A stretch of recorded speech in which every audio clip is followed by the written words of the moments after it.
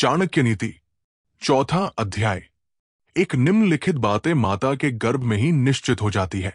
1. व्यक्ति कितने साल जिएगा। 2. वो किस प्रकार का काम करेगा। 3. उसके पास कितनी संपत्ति होगी। 4. उसकी मृत्यु कब होगी। 2 पुत्र, मित्र, सगे संबंधी साधुओं को देखकर दूर भागते हैं, लेकिन जो लोग साधुओं का अनुसरण करते हैं उनमें भक्ति जागृत होती है और उनके उस पुण्य से उनका सारा कुल धन्य हो जाता है। 3 जैसे मछली दृष्टि से, कछुआ ध्यान देकर और पंछी स्पर्श करके अपने बच्चों को पालते हैं, वैसे ही संत जन पुरुषों की संगति मनुष्य का पालन पोषण करती है। 4 जब आपका शरीर स्वस्थ है और आपके नियंत्रण में है, उसी समय आत्म साक्षात्कार का उपाय कर लेना चाहिए, क्योंकि मृत्यु हो जाने के बाद कोई कुछ नहीं कर सकता है। 5 विद्या अर्जन करना ये एक कामधेनु के समान है, जो हर मौसम में अमृत प्रदान करती है। वो विदेश में माता के समान रक्षक अवहितकारी होती है, इसीलिए विद्या को एक गुप्त धन कहा जाता है। 6 सैकड़ों गुणरहित पुत्रों से अच्छा एक गुणी पुत्र है, क्योंकि एक चंद्रमा ही रात्रि के अंधकार को भगाता है। असंख्य तारे ये काम नहीं करते।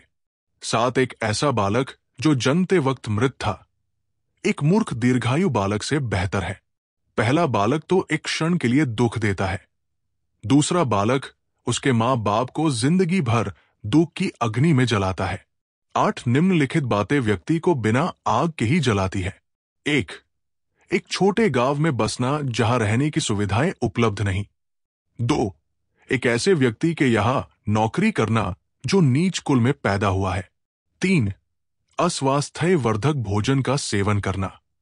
4. जिसकी पत्नी हरदम गुस्से में होती है। 5. जिसको मूर्ख पुत्र है। 6. जिसकी पुत्री विधवा हो गई है। 9 वो गाय किस काम की जो ना तो दूध देती है ना तो बच्चे को जन्म देती है। उसी प्रकार उस बच्चे का जन्म किस काम का जो ना ही विद्वान हुआ ना ही भगवान का भक्त हुआ।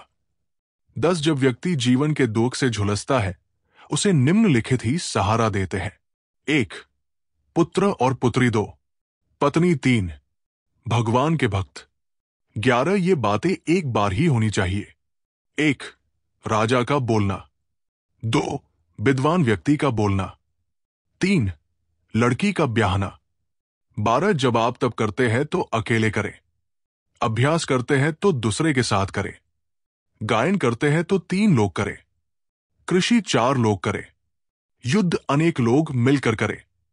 13 वही अच्छी पत्नी है जो शुचिपूर्ण है, पारंगत है, शुद्ध है, पति को प्रसन्न करने वाली है और सत्यवादी है। 14 जिस व्यक्ति के पुत्र नहीं है उसका घर उजाड़ है, जिसे कोई संबंधी नहीं है उसकी सभी दिशाएं उजाड़ है। मूर्ख व्यक्ति का हृदय उजाड़ है, निर्धन व्यक्ति का सब कुछ उजाड़ है। 15 जिस आध्यात्मिक सीख का आचरण नहीं किया जाता वो जहर है, जिसका पेट खराब है उसके लिए भोजन जहर है। निर्धन व्यक्ति के लिए लोगों का किसी सामाजिक या व्यक्तिगत कार्यक्रम में एकत्र होना जहर है। 16 जिस व्यक्ति के पास धर्म और दया नहीं है उसे दूर करो। जिस गुरु के पास आध्यात्मिक ज्ञान नहीं है उसे दूर करो। जिस पत्नी के चेहरे पर हरदम घृणा है उसे दूर करो। जिन रिश्तेदारों के पास प्रेम नहीं उन्हें दूर करो। 17 सतत भ्रमण करना व्यक्ति को बूढ़ा बना देता है। यदि घोड़े को हरदम बांध कर रखते हैं तो वो बूढ़ा हो जाता है। यदि स्त्री उसके पति के साथ प्रणय नहीं करती हो तो बूढ़ी हो जाती है। धूप में रखने से कपड़े पुराने हो जाते हैं। 18 इन बातों को बार बार गौर करें। सही समय, सही मित्र, सही ठिकाना, पैसे कमाने के सही साधन, पैसे खर्चा करने के सही तरीके, आपके ऊर्जा स्रोत।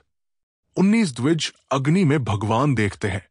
भक्तों के हृदय में परमात्मा का वास होता है। जो अल्पमति के लोग हैं वो मूर्ति में भगवान देखते हैं, लेकिन जो व्यापक दृष्टि रखने वाले लोग हैं वो ये जानते हैं कि भगवान सर्वव्यापी है।